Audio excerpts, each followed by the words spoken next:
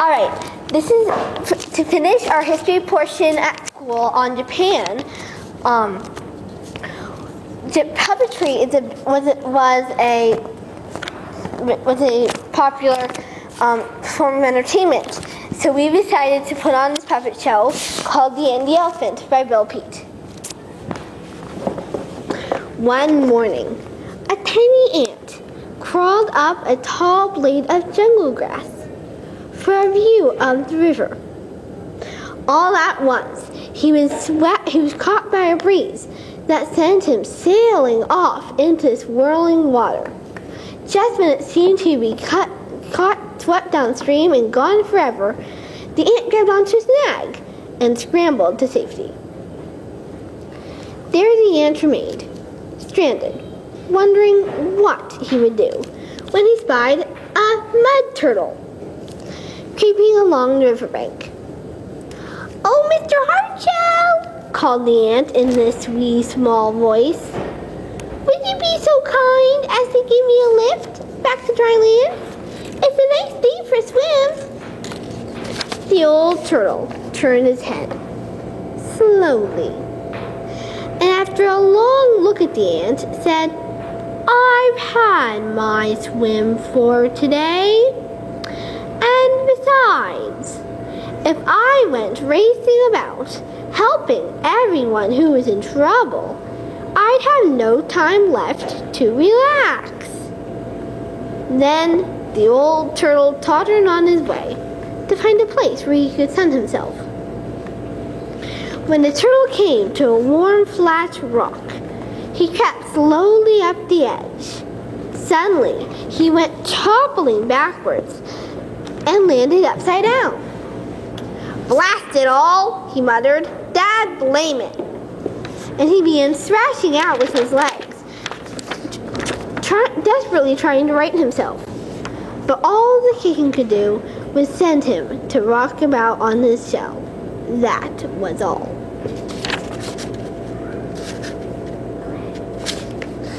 As he stretched his stringy neck, looking about for help, the turtle spied a hornbill roosting on her nest up high on a tree limb.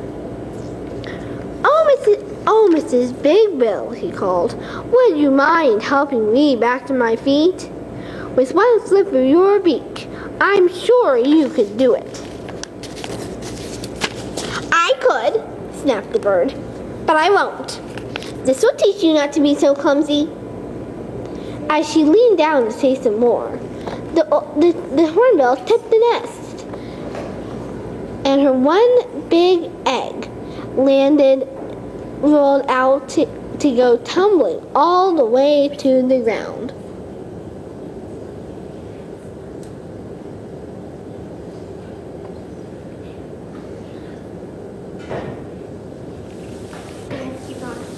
Luckily, it landed in a clump of fluff weeds without so much as a crack.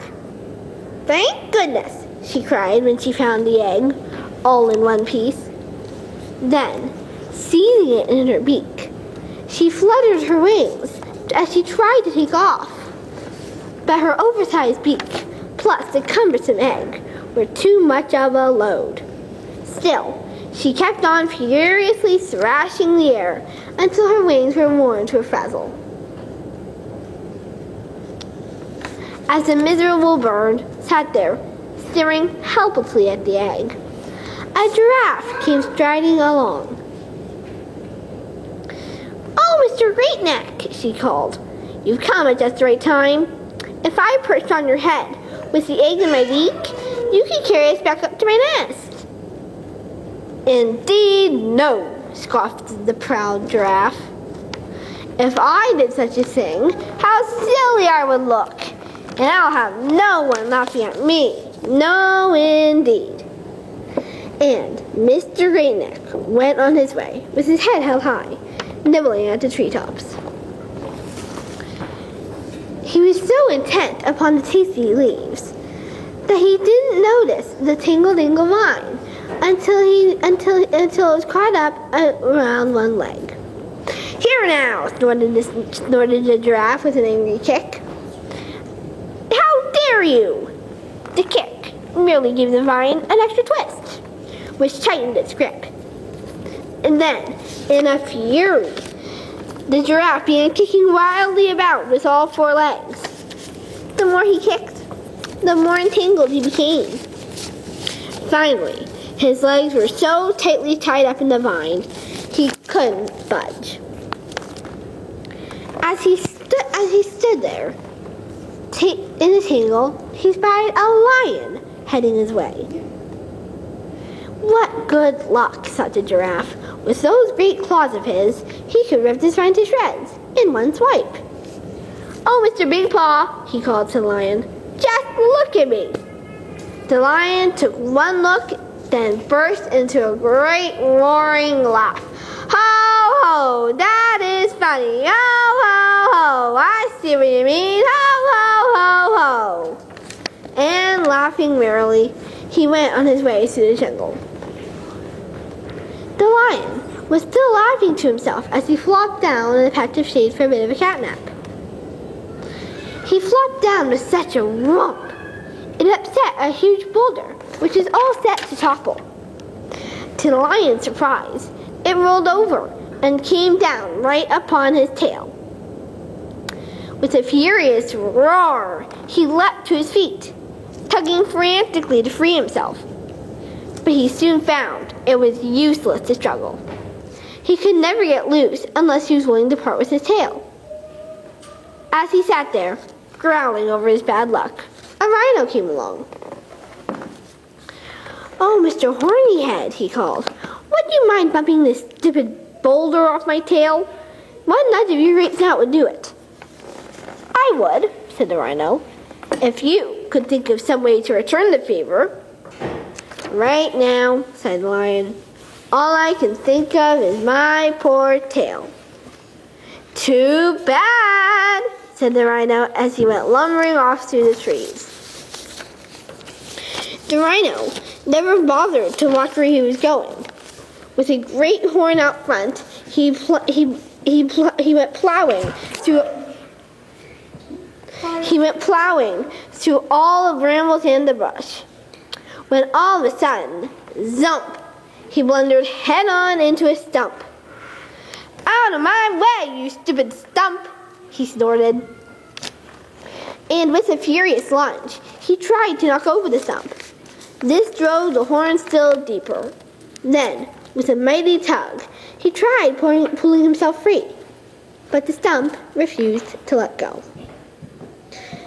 At last, the rhino realized he was hopelessly stuck. It was so the rhino, the lion, the giraffe, the hornbill, the turtle, and the ant were left in deep trouble.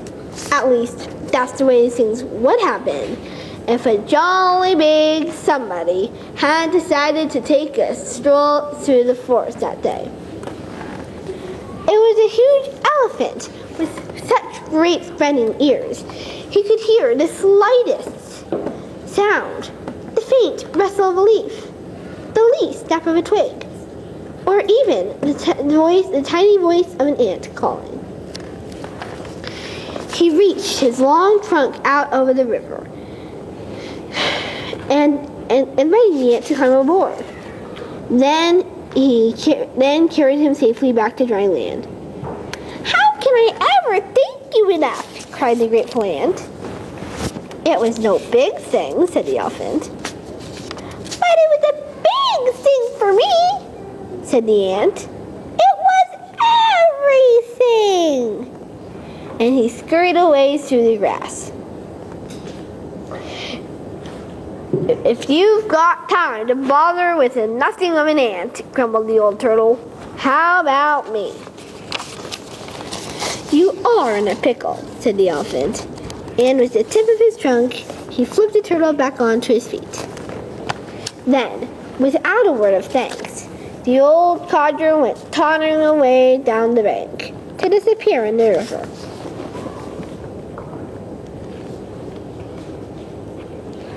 If you can help an ugly old turtle, squawk! Squawked the hornbill. Squawk! The least you can do is squawk! Put my lovely egg back in the nest. The very least I can do, agreed the elephant. And holding the egg gently in his trunk, he carried it back up to the nest.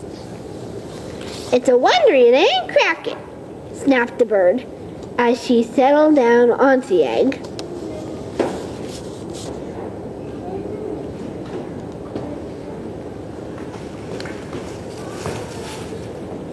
Say now, chuckled the elephant when he came upon the giraffe. That's what I call a funny fix. Not funny to me, snorted the giraffe. Not one bit funny. Then I'll try not to laugh, said the big fellow, searching through the vines with his trunk to get the worst of the tangle. It took a few minutes to undo the dozens of knots that gripped the long legs. Once they were loose, the vine fell limply to the ground. Well, I must say, it's about time, snorted the snooty giraffe as he went galoppity-clopping away.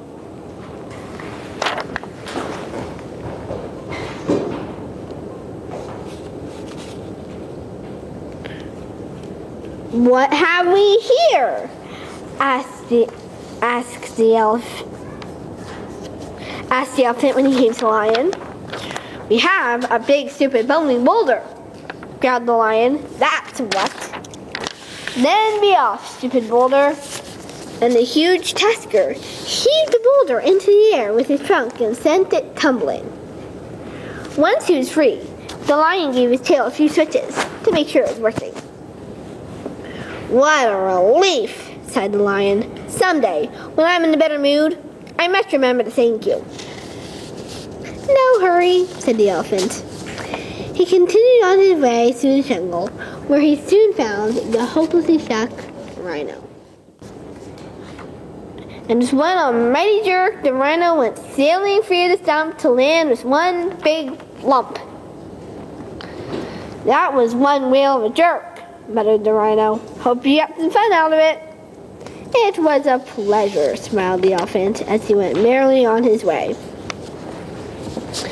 He was enormously pleased with himself after all the good deeds he had done that day. Everyone has his troubles, he chuckled. Everyone but Big me. I'll never get into a fix where I need help. That's one thing for sure. The elephant didn't suspect that there was a deep ravine just ahead. It was too well hidden by scatterflat ferns. Before he knew it, he had tumbled straight into it. Landing with a 7-ton stump that shook the whole jungle. He was wedged so deep and in such a position that his trunk and legs were useless.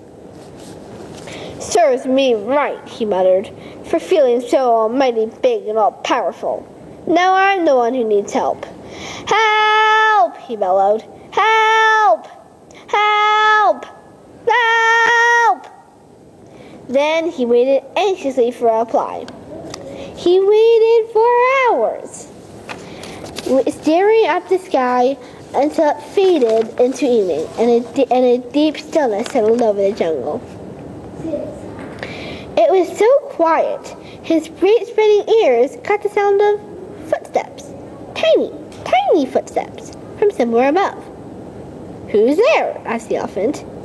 It's me, said a wee small voice. The ant you rescued this morning, and all my ant friends, 95,000 of them. I know ants are amazingly strong, said the elephant, but surely you don't expect to lift me out of here. We can try, said the ant. Come on, my friends, let's get to work. Suddenly, down the steep ravine came a teeming horde of ants, swarming under the elephant. Then, all together, they began chanting, Heave-ho, up you go, don't lose your grip, don't anyone trip. And, to the elephant's amazement, he felt himself moving upward, slowly but surely. Just an inch at a time, the tireless ants hoisted their huge burden up the wall. Heave-ho, up you go, up you go. And at last, under a bright full moon. They sat the elephant down in the scattered flat ferns. "That was tremendous!" cried the elephant. "I can't believe it." "It was nothing," replied the 95,000 ants. "Nothing for you," said the elephant, "but a mighty big thing for me. Now, if you'll all climb aboard, I'll give you a ride back to your anthill." "I'm not a bit tired," said one ant, "but I would like a ride. I've never ridden on an elephant." "Neither have I," cried all the others, and they swarmed up the elephant's legs onto his back. Then away they went, harumpity bumpity clumpity hump, the mighty big and the mighty small, off to the jungle together.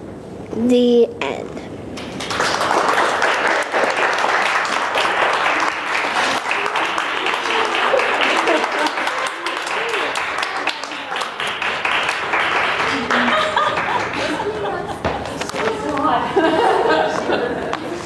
That's the end of our presentation today. Thanks for coming out, everyone. Here's cookies.